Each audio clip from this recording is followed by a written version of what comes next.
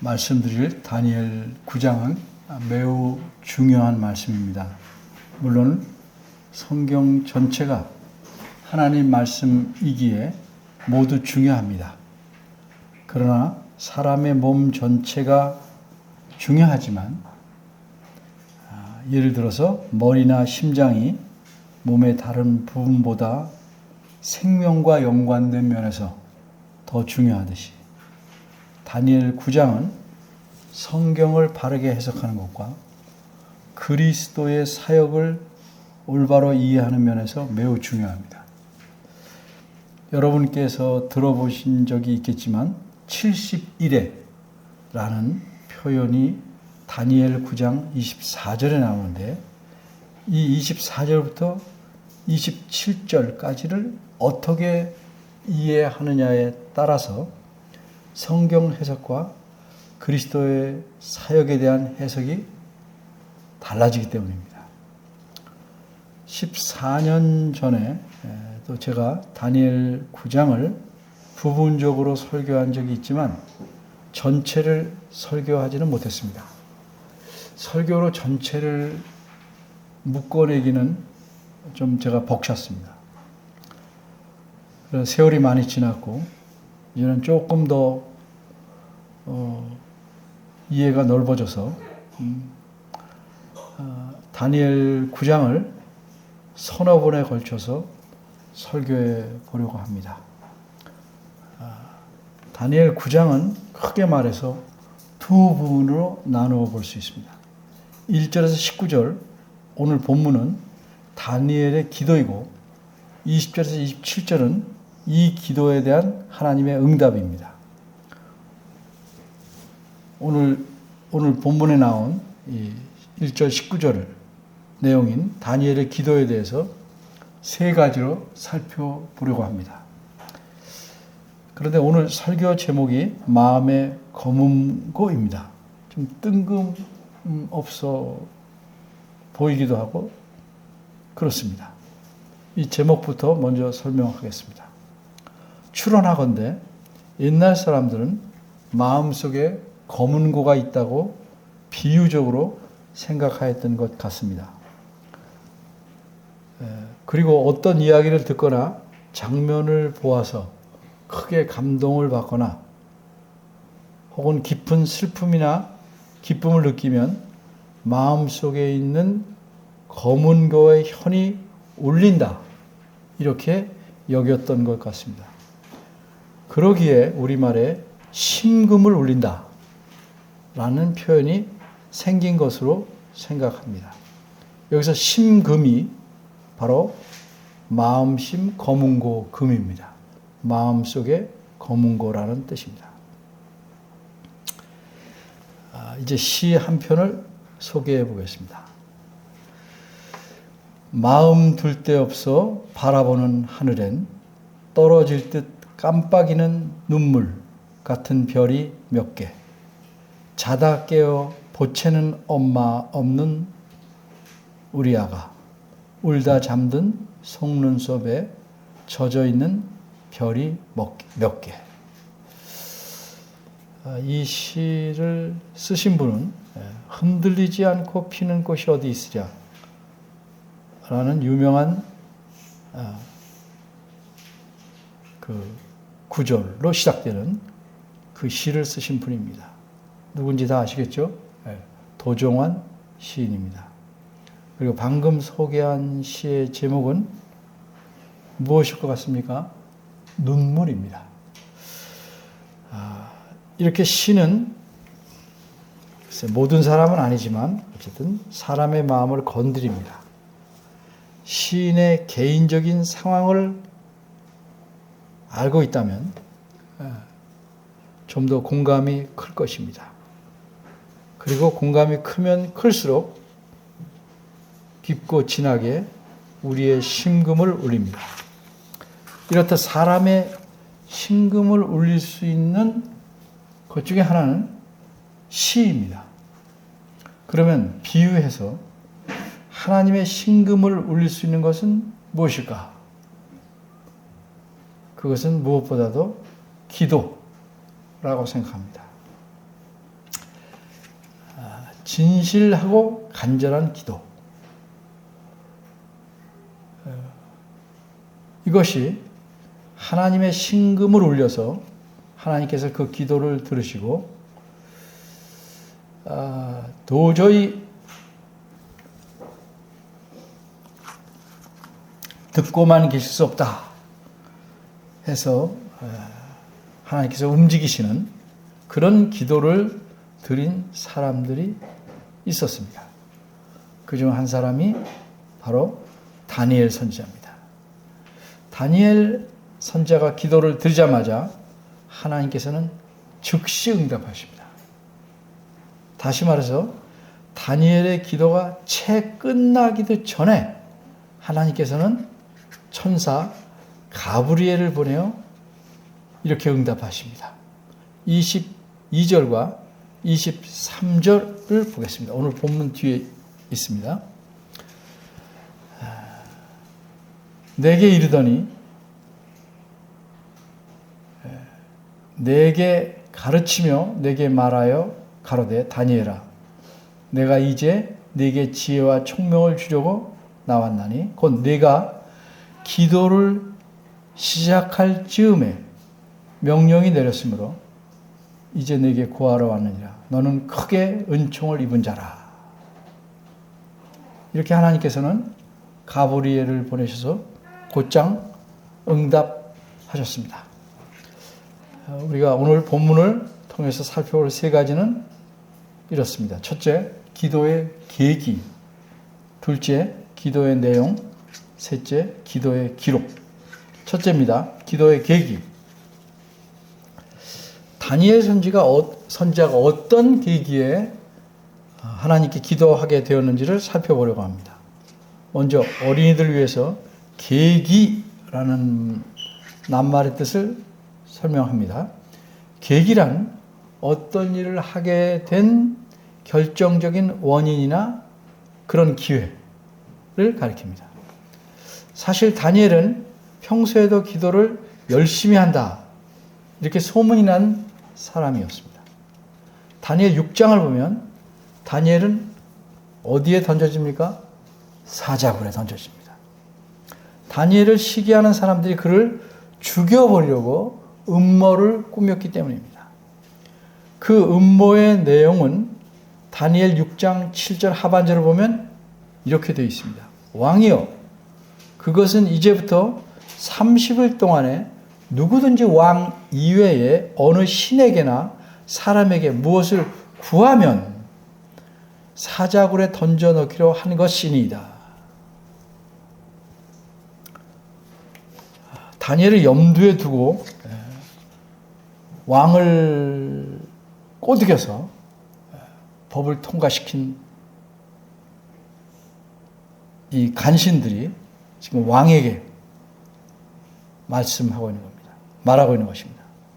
다니엘은 이 법이 통과된 줄 알고 있었습니다.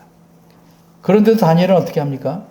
다니엘 6장 10절을 보면 다니엘이 이 조서에 어인이 찍힌 것을 알고도, 바꿔 말해서 왕이 허락해서 이 법이 통과된 것을 알고도 자기 집에 돌아가서는 그 방에 예루살렘을 향하여 열린 창에서 전에 행하던 대로 하루 3번씩 무릎을 꿇고 기도하며 그 하나님께 감사하였더라. 그 결과 다니엘이 어떻게 되었습니까? 다니엘은 기도를 금지한 법이 선포된 이후에 자기를 모함하는 사람들에게 기도하였다는 사실이 딱 걸리고 말았습니다. 11절입니다. 6장 11절. 그 무리들이 모여서 다니엘이 자기 하나님 앞에 기도하며 간구하는 것을 발견하고 고발해서 결국은 사자굴에 던져진 것이었습니다. 그런데 오늘 다니엘이 기도를 드리게 된 계기는 좀 특별합니다. 다니엘을 사자굴에 던져 넣었던 그 왕이 다스리던 시대, 또 그 후손들이 다스리는 시대, 그 나라는 망했습니다. 오늘 본문 1절과 2절을 봅니다. 메대 족속 아하수에로의 아들 다리오가 갈대아 나라 왕으로 세움을 입던 원년, 곧 그 통치 원년입니다. 이때 다니엘은 기록된 책을 보고 거기서 어떤 연수를 깨달았습니다. 어떤 연수, 1년이라는 연수를 깨달았습니다. 다니엘은 이렇게 깨달았기에 기도하게 된 것입니다. 예를 먼저 들겠습니다. 조선을 가리켜 가끔 이시 왕조의 나라라고 말할 수 있습니다. 그렇듯이 바벨론은 갈대아 족속들이 다스리는 나라입니다. 그래서 갈대아 왕조의 나라였습니다. 이 갈대아 나라인 바벨론은 벨사살 왕이 죽음으로써 막을 내립니다. 그리고 메대 족속 출신인 다리오가 새로운 왕조를 열게 됩니다. 우리나라 역사에서 보듯이 왕씨가 다스리던 어느 시대죠? 고려. 고려를 차지한 이성계는 이씨 왕조를 다 세우면서 나라 이름을 조선으로 바꿨습니다. 조선으로.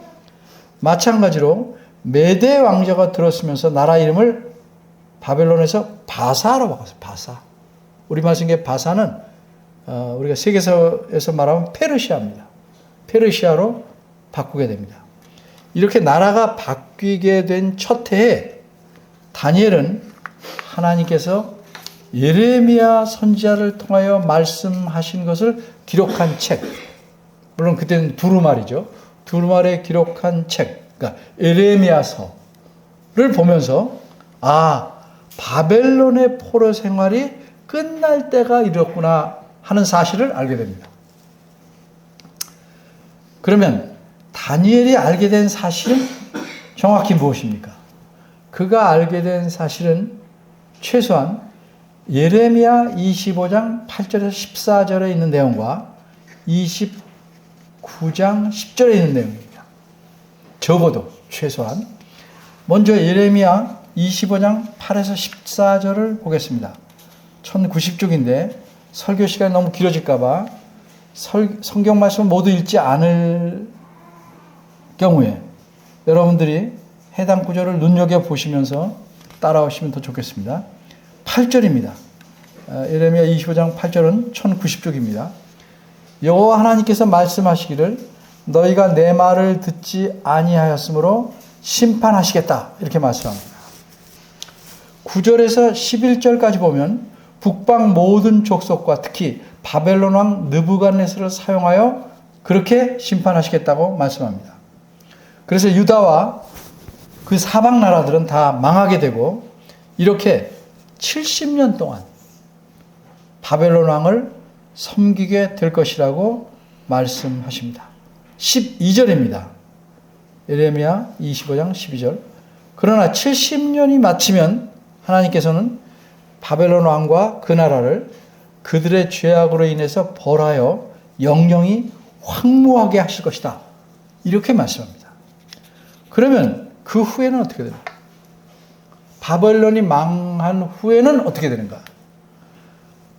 이제 예레미야 29장 10절 1097쪽을 보겠습니다.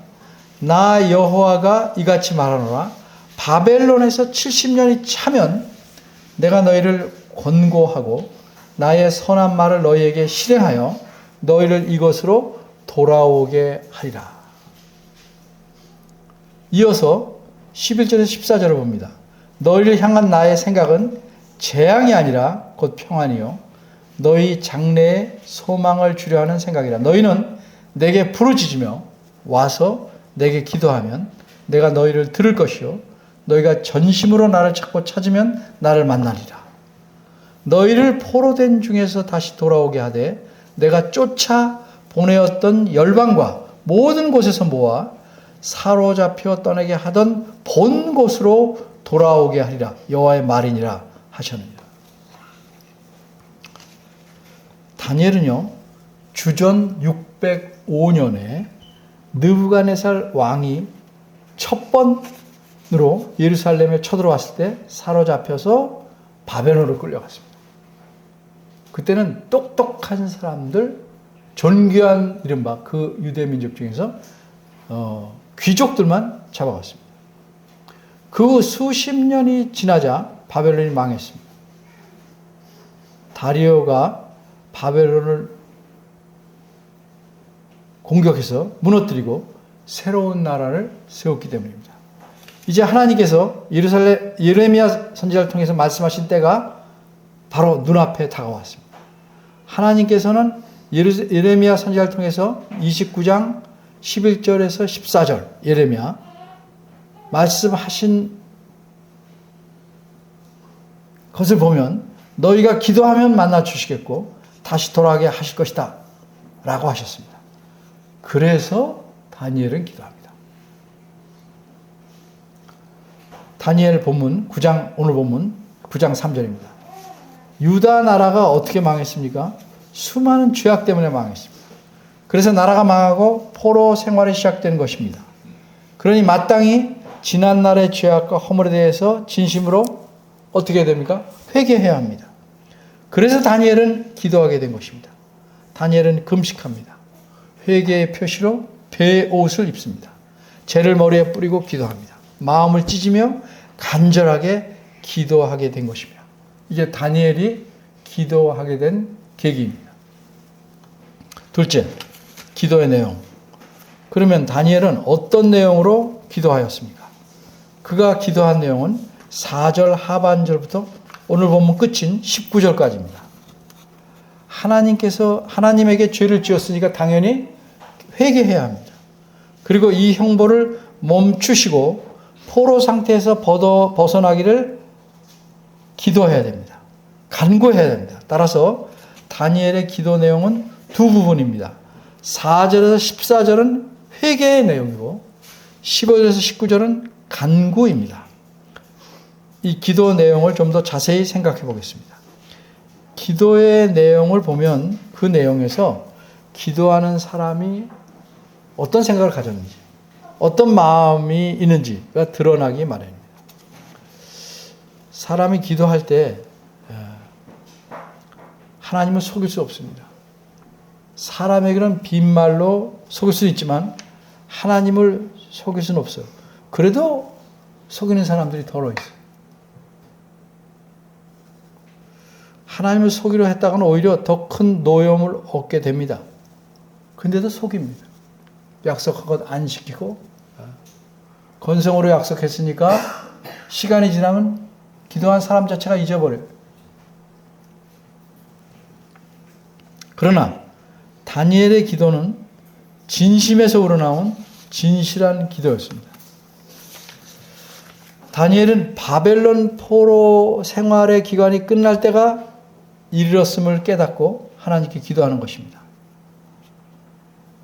다니엘은 유다 백성이 포로 생활을 하게 된 이유가 죄악 때문임을 인정합니다. 다니엘은 자신과 그래서 백성들의 죄악을 이렇게 표현합니다. 우리말 성경에서는 5절, 6절에서 우리라는 말을 두 번만 사용하지만 원문을 보면 다니엘은 자신들의 죄악을, 유대 백성들의 죄악을 표현하면서 5번이나 계속 언급합니다. 이렇게 말합니다. 우리가 범죄하였습니다. 우리가 패역하였습니다. 우리가 행악하였습니다. 우리가 반역하였습니다. 우리가 듣지 않았습니다. 이렇게 다니엘은 하나님께서 온 국민에게 말씀하신 것을 듣지 않았다고 고백하며 회개합니다. 자기 민족과 자기를 동일시해서 우리가 그러했음을 회개합니다. 이처럼 유다 백성의 죄악은 한마디로 하나님 말씀을 듣지 않은 것입니다.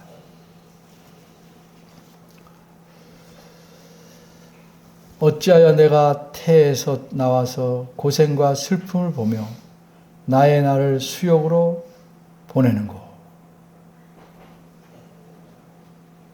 엄마의 태에서 나와서 평생을 이렇게 고생과 슬픔하면서 모욕을 당하며 지내는가.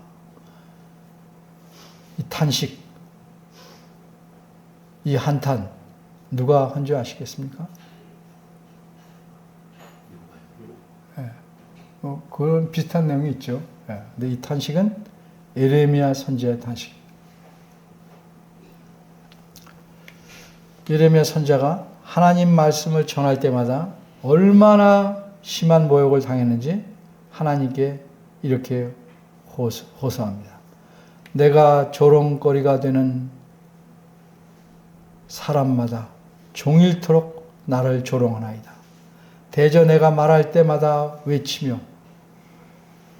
강포와 멸망을 부르짖으오니 여호와의 말씀으로 하여 내가 종일토록 치욕과 모욕거리가 됨이니이다. 예레미야 20장에 나오는 말씀이에요.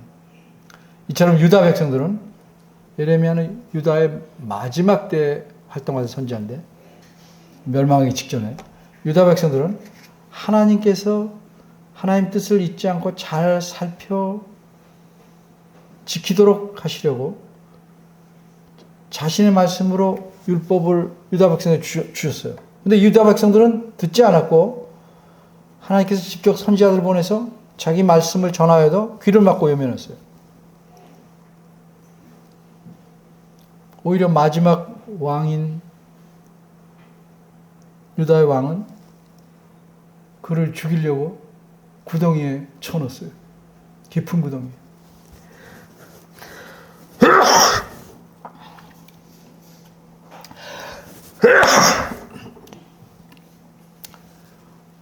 외면한 정도가 아니고 조롱하고 모욕하고 핍박했습니다. 하나님께서는 자기 백성들이 하나님 자신의 말씀을 듣고 행함으로써 자신께서 의도하신 모든 복을 풍성하게 누리도록 하셨는데 이들이 그 사실을 알면서도 하나님 말씀에 대해 귀를 기울이지 않음으로써 스스로 하나님의 복을 차버리고 하나님 자신을 무시하였습니다. 따라서 이들에게 그들의 죄악대로 하나님께서 갚으신다면 그들은 멸망해야 마땅합니다. 그런데 하나님께서는 그들과 언약을 맺어서 그들을 하나님의 백성으로 삼으셨어요.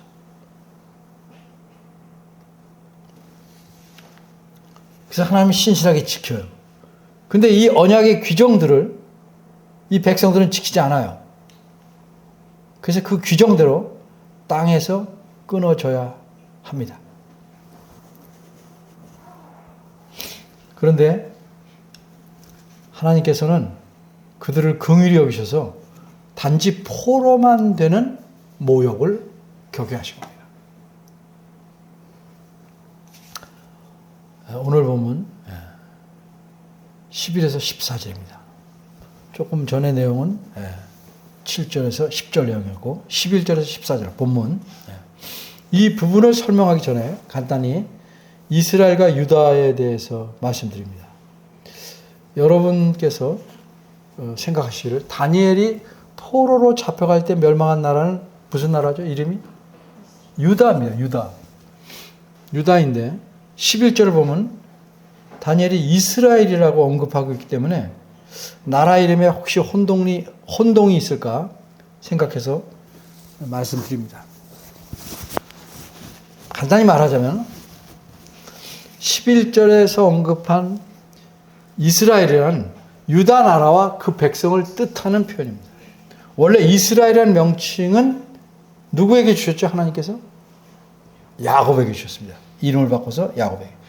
그 이후 애굽에서 노예로 살던 백성들이 하나님의 은혜로 애굽에서 벗어나고 하나님과 언약을 맺은 이후에 이스라엘이라는 이름을 갖게 된 것은 하나님의 백성이라는 의미를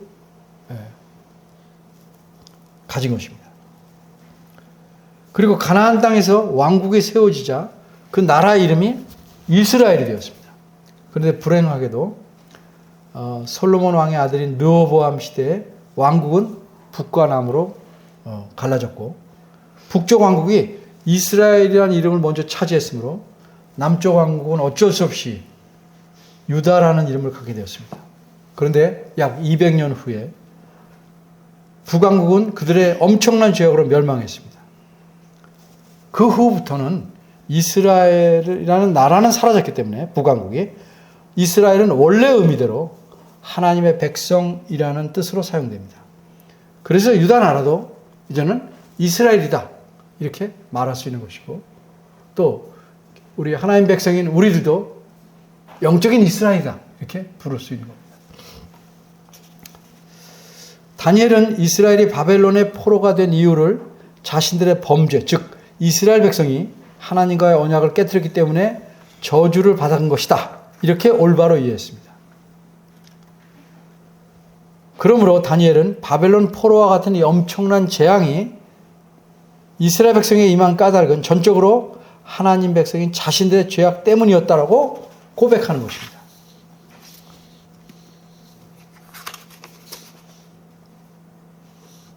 그런데 엄밀히 말하자면 포로된 이 사람들이 정말 회개를 괄목할 만하게 하고, 그래서 하나님 말씀하신 대로 70년이라는 기간이 지나면 자동으로 또는 저절로 포로에서 풀려날 수 있을까?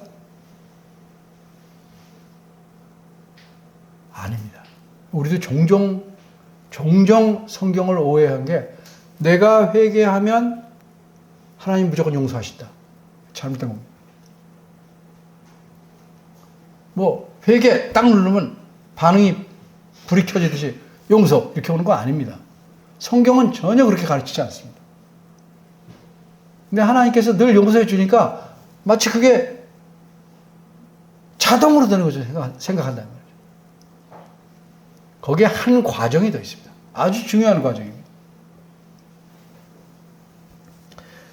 그러니까 이렇게 자동으로 생각하니까 잘못을 회개할 때는 뭐예요? 나 회개했습니다. 용서하셔야죠. 이렇게 나온다 이 말이죠. 용서 안 하시면 하나님이 째짠 것처럼 여긴다 이 말이에요.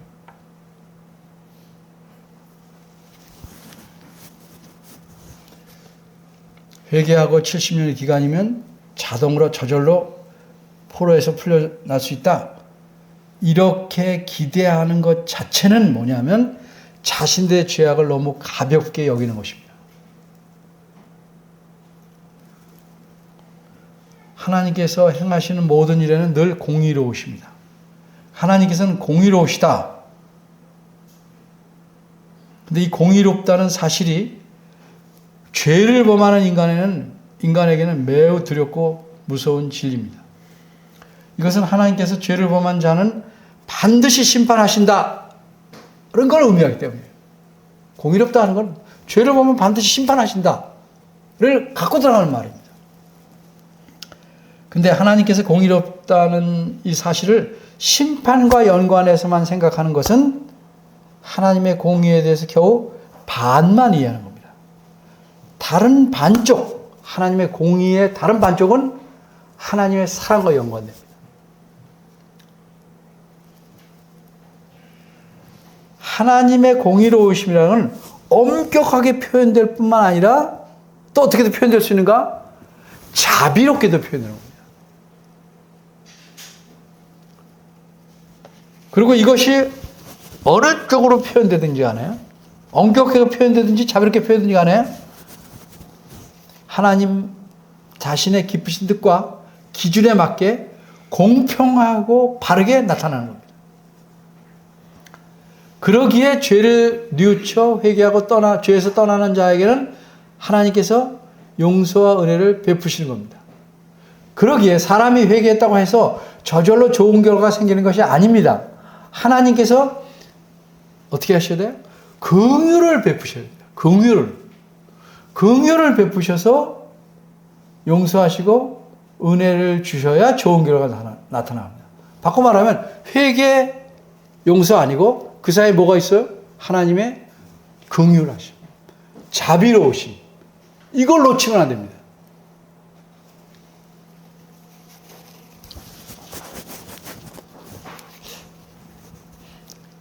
이게 사람에도 마찬가지입니다. 내가 잘못했어요.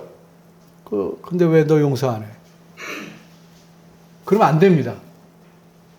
잘못했습니다는 잘못한 사람이 마땅히 할 것이고, 용서는 그 잘못은 받은 사람이 긍휼을 베풀어야 할 수 있는 겁니다.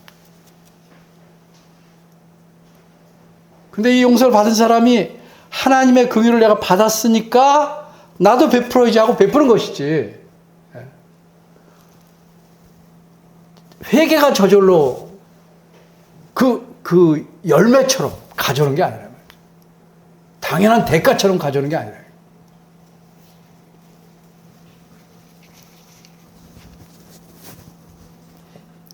근데 이스라엘의 심각한 문제는 무엇이냐? 자신들의 죄악 때문에 긴 세월 포로로 가는, 그리고 나라가 망하는 재앙이 임했어도 자신들의 죄악에서 돌이켜 떠나고 하나님의 은혜를 간구해야 되는데 그렇지 않고 있었다는 사실이에요. 그들은 그저 되는 대로 포로된 곳에서도 그냥 살아가고 있었을 뿐이에요. 따라서 하나님께서 그들을 용서해 주시고 불쌍히 여겨주시지 않는다면 시간이 지나도 설사 그들이 회개해도 이들은 포로에서 벗어날 길이 없는 것입니다.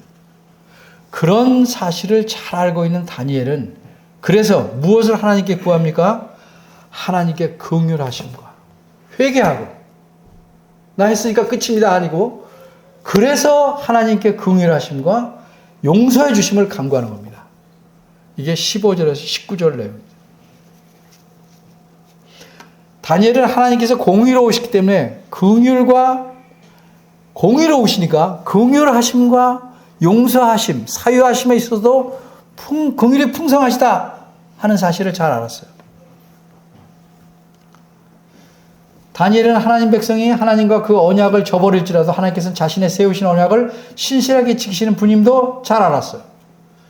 그래서 다니엘은 하나님과 이렇게 여전히 우리의 하나님이라고 부릅니다. 9절, 18절, 19절. 우리 하나님, 우리 주 하나님, 우리 하나님 여호와 이런 표현이 여러 번 나오고 있어요.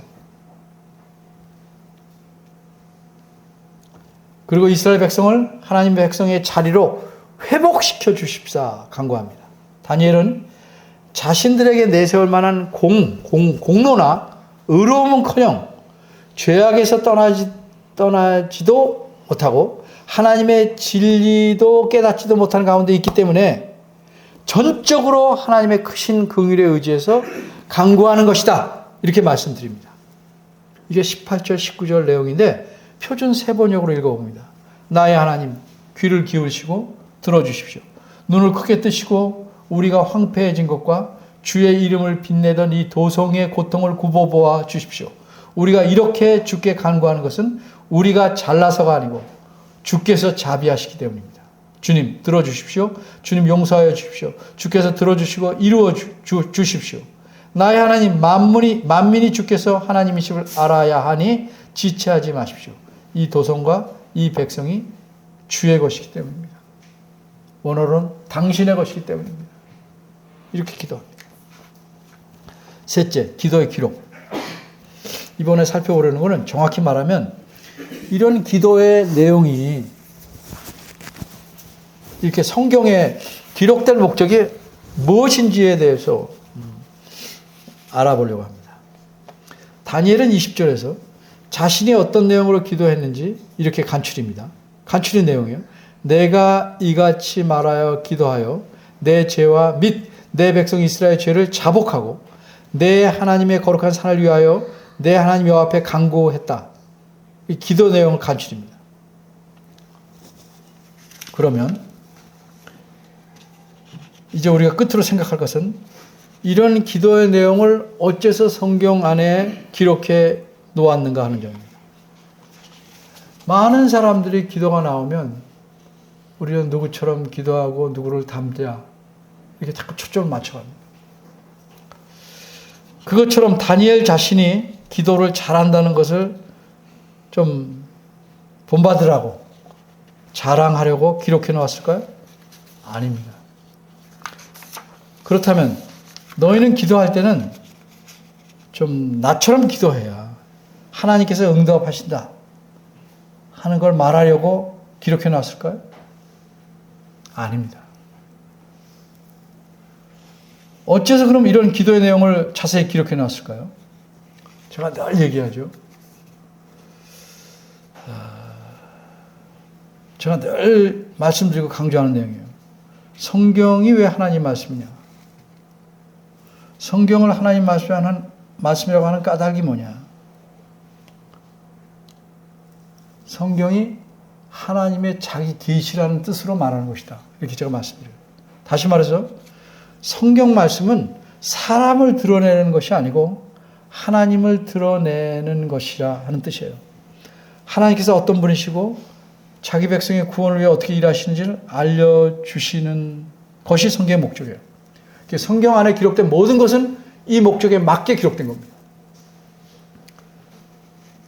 이렇게 하나님이 자신을 드러내신 것이다, 자기 계시다 하는 의미에서 성경을 하나님 말씀이라고 하는 겁니다. 그러니까 기도도, 이 기도가 기록된 것도 하나님의 자기 계시라는 관점에서 이해해야 성경 전체를 기록한 목적에 맞는 겁니다. 기차가 쭉 부산으로 다 갑니다. 30칸짜리가 가요. 그 중에 한 칸은 다른 쪽으로 가고 있습니까? 그 안에서 사람은 서울 방향으로 걸어올 수 있지만 기차가 가는 부산을 향해 가게 돼 있는 거예요. 성경의 어떤 부분은 종종 아닌 것처럼 보이지만 성경의 전체 기록 목적에 따라서 성경의 각 부분을 해석하는 것이 마땅하고 옳은 겁니다. 다니엘이 기도를 하게 된 계기가 무엇입니까? 하나님께서 이미 징계가 끝나면 긍휼을 베푸시기로 정하셨다는 사실을 알았기 때문에 기도할 수 있는 겁니다. 마구잡이로 기도하는 게 아니에요. 이때가 70년이 차기 4년 전입니다. 그러니까 다니엘이 포로로 간 지 66년 지난 해에 에레미야 선지자의 글을 알고 얼마 안 남았다. 4년 전쯤에 기도한 겁니다. 그러면 다니엘 선지자가 기도한 내용은 무엇이에요?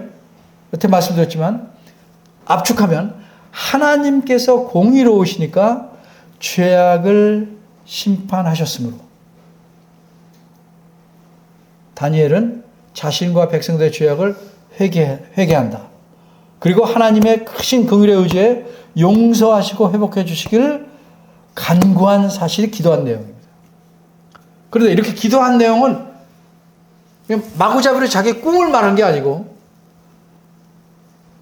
어디에 토대를 두고 있었는데 그게 뭐냐면 하나님이 어떤 분이신가에 토대를 두고 있는 거예요. 하나님의 약속, 하나님이 어떤 분이신지. 그러니까 하나님이 이런 분이시니까 거기에 토대를 두고 기도할 수 있는 것이고 기도의 응답을 얻을 수 있는 거예요.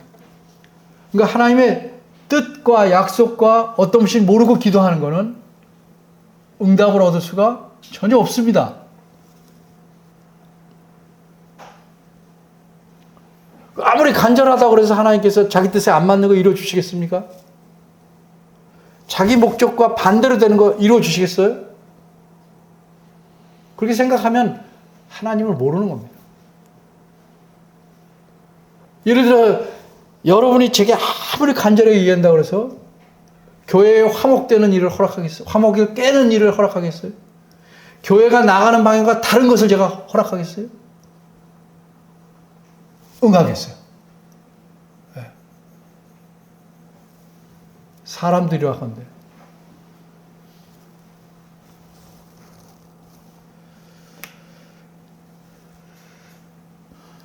그러니까 이 기도의 내용을 써놓은 것은 이 다니엘의 기도를 들으시는 하나님이 긍휼이 풍성하시고 자신의 약속을 성실하게 지키시는 하나님이시다 하는 사실을 드러내려고 여기에 성경에 기록해 놓은 겁니다.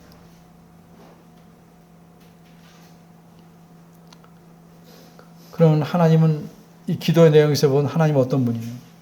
자기 백성의 공의를 행하시지만 또한 공의롭게 풍성한 긍휼을 베푸시고 자신의 약속을 신실하게 지키시는 분이다 하는 사실을 보여주려고 기도의 내용을 써놓은 겁니다. 옛날이나 지금이나 마찬가지로 앞으로도 하나님의 백성은 오직 하나님 말씀을 통해서 하나님의 은혜와 복을 누리게 되어 있습니다. 그런데도 하나님의 말씀을 읽고 배우고 순종한 일에 관심이 없거나 게으른 이는 평생을 열심히, 이게 열심인지 모르겠지만 열심히 믿는다고 해도 그분의 복을 풍성하게 누릴 수 있어요, 없어요?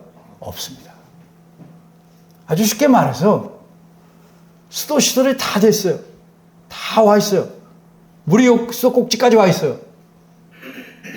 틀지 않으면 물이 안 나옵니다. 하나님의 은혜가 우리 안에 꽉 오게 돼 있어요.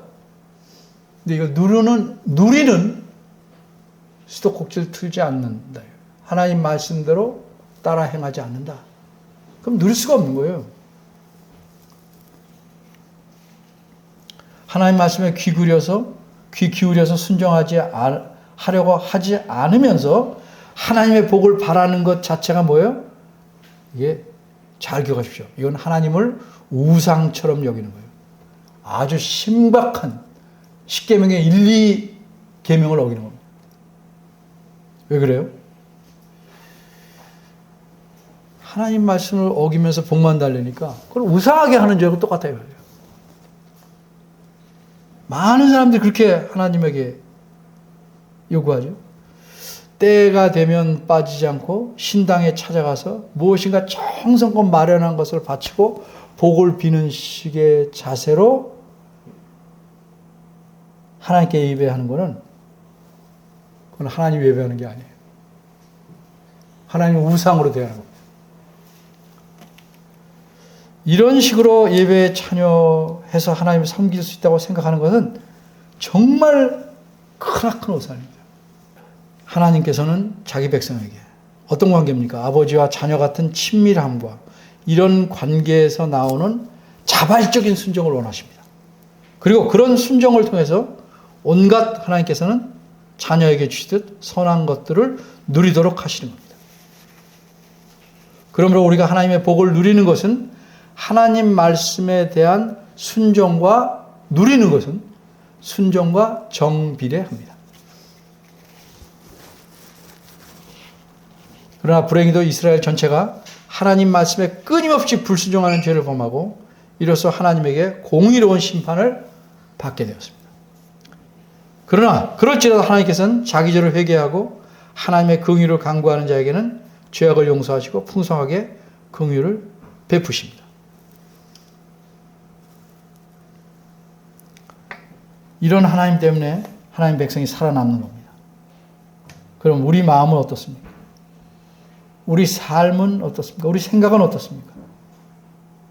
우리가 하나님과의 관계는 실제로 어떻습니까? 혹시 하나님께서 나를 벼르고 계시지 않은지,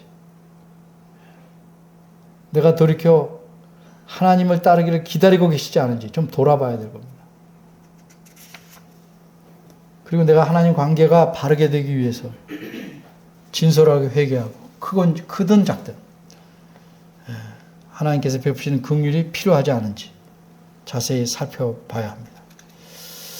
하나님은 어떤 분이신가? 다윗은 시편 86편에서 이렇게 하나님을 찬양합니다. 주는 선하시사 용서하기를 즐거워하시며 주께 부르짖는 자에게 인자함이 후하심이니이다. 이러하신 하나님을 우리 삶에서도 거듭거듭 만나보시기를 강추합니다. 기도하겠습니다. 은혜로우신 하나님, 긍휼이 풍성하신 하나님, 하나님이 이러하신 분인데도 우리는 우리의 생각대로, 우리의 멋대로 불순종하며 때로는 게으름으로 주의 말씀에 순종하지 않을 뿐더러 주의 말씀을 배우는 일에 힘을 다하지 않습니다. 용서하시고 이 세상이 주는 즐거움과 좋은 점들을 하나님의 은혜를 누리되 그것에 빠져서 하나님의 말씀에서 벗어나거나 하나님의 말씀을 잊거나 하나님을 멀리하는 일이 없도록 저희를 깨우쳐 주시고 이끌어 주시길 바랍니다. 예수님의 이름으로 기도합니다. 아멘.